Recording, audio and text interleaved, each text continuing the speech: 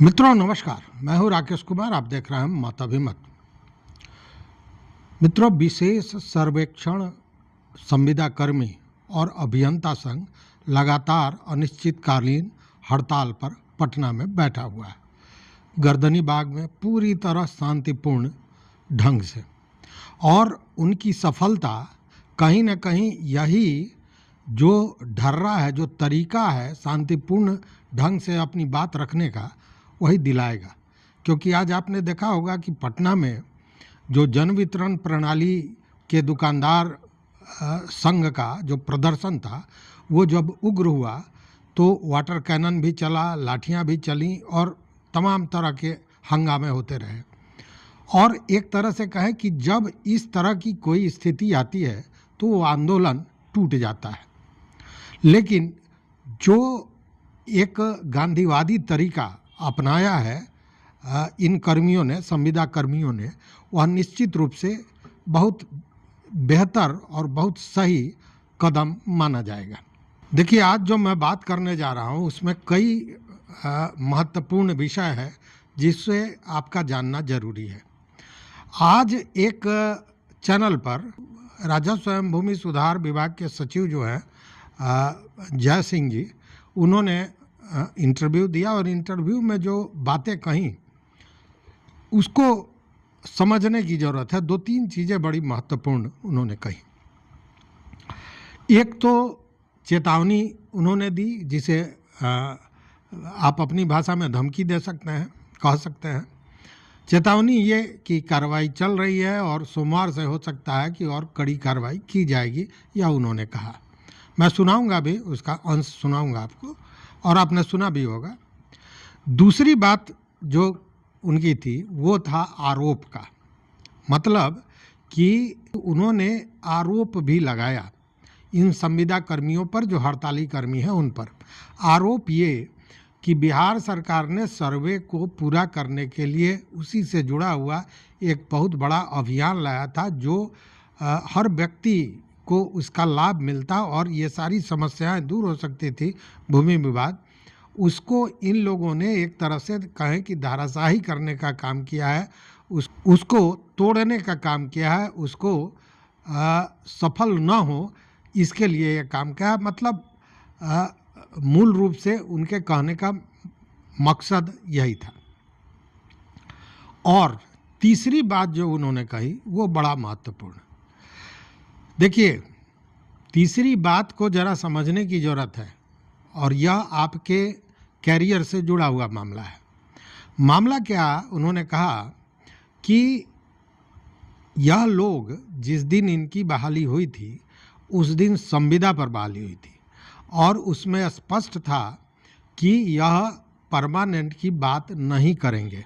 उसमें क्या पदनाम होगा, क्या वेतनमान होगा, इन सारी चीज़ों को लिखा गया था, ये दिया गया था। बावजूद इन लोगों ने हड़ताल किया है। दूसरी बात उनका ये कहना था कि यह जो पद है ये योजना आधारित है। मतलब कि जब तक ये योजना चलेगा तब तक उनको काम पर रखा जाएगा, और जब योजना समाप्त हो जाएगी तो काम समाप्त हो जाएगा। जब एंकर ने पूछा कि क्या आगे क्या होगा, तो उन्होंने कहा कि अभी तो ये चल रहा है, इसलिए अभी समाप्त होने का कोई मामला बनता नहीं है। अब इन चीज़ों को समझने की ज़रूरत है। आखिर यह चीज़ दोहराने की ज़रूरत क्यों पड़ी? यह चीज़ दोहराने की ज़रूरत इसलिए पड़ी कि कानून का प्रतिबद्धता दिखाते हुए, कानून का पेंच दिखाते हुए सरकार या विभाग इससे स्कैप करना चाहती है, इससे भागना चाहती है। मतलब उनका ये कहना है कि चूंकि जो इन लोगों की नियुक्तियां हुई थी और उस समय जो नियमावली आई थी, उस शर्त से अलग कोई काम नहीं किया जा सकता है, यह कानूनन पक्ष है। मतलब कि इसमें सरकार या विभाग यह कहना चाहती है कि वो विवश है कि वह बात नहीं मान सकती है, उसको वो नहीं मान सकती है चूँकि वो कानून से बंधे हुए हैं और इस तरह की व्यवस्था है। कहने का लब्बो लुआब यही था। लेकिन यह किस बात को इंगित करता है इसको भी समझिए। मतलब कि यह दिखाकर कि भाई हम कानूनी रूप से आपकी मांग को नहीं मान सकते हैं, हम लाचार हैं, विवश हैं इस मामले को लेकर, इसलिए आप जो मांग कर रहे हैं वो गलत है। कहने का मेन मकसद यही रहा होगा। देखिए, उनकी जो मांगे हैं उन पर हम लोगों ने गंभीरतापूर्वक विचार किया है और उनकी जो मांगे हैं 5 में से 3 मांगे तो ऐसी हैं जो पूरा करना इसलिए संभव नहीं है क्योंकि वो नियोजन की जो शर्तें हैं और उनकी जो सेवा नियमावली है उसके बिल्कुल ही विपरीत है। जब इस नियोजन के लिए विज्ञापन प्रकाशन किया गया था तो उस समय ही ये सारी चीज़ें स्पष्ट थीं कि पद का नाम क्या होगा, पद जो है संविदा पर ही आधारित है, जिसका कि कोई नियमितीकरण का दावा नहीं हो सकता, उसका क्या वेतनमान है। ये सारी चीज़ें विज्ञापन से लेकर नियोजन तक बिल्कुल ही स्पष्ट थी, इसमें कहीं कोई ग्रे लाइन नहीं थी, कहीं कोई अस्पष्टता नहीं थी। तो यह बिल्कुल ही अनुचित है कि आप सर्विस ज्वाइन करने के 1 साल के अंदर ही यह डिमांड करने लगें कि हमारी सेवा नियमित कर दी जाए, हमारा पद का नाम बदल दिया जाए, हमारा वेतन बढ़ा दिया जाए। ये कहीं से भी तार्किक नहीं है और न ही नियमों के आलोक में इसको स्वीकार करना संभव है। लेकिन मैं जरा जानना चाहता हूं कि जो मामले सुप्रीम कोर्ट और हाई कोर्ट तक लंबित रहे हों, जिस पे सरकार खुद कई बार जांच कमेटी बैठाई हो, वैसे चीज़ों को दरकिनार करके, मतलब कोर्ट के आदेश को दरकिनार करके, जब सरकार कोई अधिनियम बनाकर और जैसे बेतिया राज के मामला को आप जानते होंगे, सारे चीज़ों को एक तरफ करके दरकिनार करके एक नया अधिनियम लाकर बेतिया राज की सारी ज़मीन को बिहार सरकार ने अपने कब्जे में ले लिया। तो वह जो नियमावली है, जो अधिनियम है, वह तो सरकार नहीं बनाई होगी संविदा कर्मियों के नियुक्ति के समय। तो रास्ता तो निकाला जा सकता है, कोई ना कोई रास्ता निकाला जा सकता है, लेकिन अभी शायद इस मूड में सरकार नहीं है। दूसरी बात कि उन्होंने जो कहा कि यह योजना आधारित पद है या कार्य है, तो यह योजना में, इस योजना में क्या है? सर्वे करना है, ज़मीन की मापी करनी है, जो कागजात हैं उसको दुरुस्त करना है, यही सब काम है। और यह काम एक दिन का नहीं है। जब तक ये धरती रहेगी, जब तक ज़मीनी व्यवस्था रहेगी, तब तक ये काम चलेगा। आपको याद होगा बीच में भी कैडेस्ट्रल सर्वे की बात हुई थी। कैडेस्ट्रल सर्वे नहीं हो पाया था। क्यों? इसलिए कि कर्मियों की कमी थी। और यही जब सरकार ने सोचा कि सर्वे कराया जाए, तो चूँकि आदमी नहीं था, इसलिए उनको इन सारे लोगों की बहाली, संविदा कर्मियों की बहाली करनी पड़ी थी। तो ये कहना कि योजना आधारित है, तो ये योजना ऐसी है जिसका कोई अंत नहीं है, यह भी बात जानी हुई है। दूसरी बात कि अगर राजस्व विभाग में देख लें तो आपको हर मौजे में या हर अंचल में जो कर्मचारी की संख्या होनी चाहिए, हर ग्राम पंचायत में एक कर्मचारी होना चाहिए, वो नहीं है। मतलब राजस्व मौजा में वो नहीं है, उनकी संख्या बहुत कम है। एक जो कर्मचारी होता है वो 3-3 जगह, 4-4 जगह के काम को वो संभालता है। तो स्वाभाविक है कि कहीं ना कहीं कमी है। तो कमी है तो उसको देखा जा सकता है, लेकिन इसके लिए ये सोच पॉजिटिव होनी चाहिए जो अभी दिख नहीं रही है। और जब इन चीज़ों को मैं खंगाल रहा था, इन विषयों को देख रहा था, तो मुझे सुप्रीम कोर्ट का एक निर्देश देखने को मिला, जिसमें सुप्रीम कोर्ट ने स्पष्ट कहा है कि कर्मचारियों को उनकी नियुक्ति दैनिक वेतन या स्वीकृत पदों के अभाव जैसे आधार पर नियमितीकरण से वंचित नहीं किया जा सकता है। मतलब कि सुप्रीम कोर्ट ने स्पष्ट कहा कि स्वीकृत पद नहीं है या बजट नहीं है या इनको तो हम दैनिक वेतन दे ही रहे हैं, इस आधार पर उनको परमानेंट करने से आप नहीं रोक सकते हैं, यह सुप्रीम कोर्ट का कहना है। साथ में सुप्रीम कोर्ट ने यह भी कहा कि सरकार एक संवैधानिक नियोक्ता है और बजट की प्राथमिकता के नाम पर कर्मचारियों को शोषित नहीं कर सकता है। जिस शोषण की बात ये संविदा कर्मी कर रहे हैं वही चर्चा सुप्रीम कोर्ट ने की है। दूसरी बात कि सुप्रीम कोर्ट ने उस मामले में यह भी कहा कि केवल अस्थायी लेबल का उपयोग न करके यदि कोई कार्य अस्थायी प्रकृति का है, ये ध्यान देने वाली बात है कि केवल अस्थायी लेबल का उपयोग न करके यदि कोई कार्य अस्थायी प्रकृति का है तो उसे नियमित पदों में शामिल करना चाहिए। और ये जो संविदा कर्मी हैं जो हड़ताल पर हैं, निश्चित रूप से इनका जो काम है उसकी प्रकृति स्थायी है, क्योंकि जब तक जमीन रहेगा तब तक ये समस्याएं रहेंगी और इनकी ज़रूरत पड़ेगी।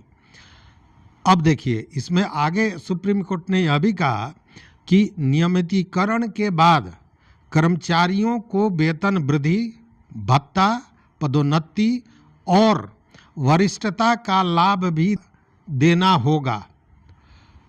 मतलब कि आप संविदा कर्मी जो कई चीज़ों को मांग रहे हैं, जिसमें एक वेतन की भी बात आ रही है, जबकि सुप्रीम कोर्ट ने कहा कि आप सीधे उसका नियमितीकरण कीजिए और उसके साथ ये चीज़ें साथ में देनी होगी।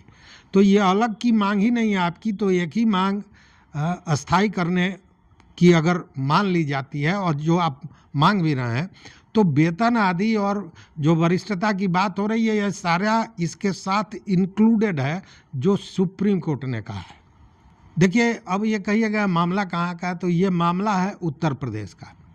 उत्तर प्रदेश में वर्ष 1989 से 1992 तक 3 वर्षों तक वहाँ जो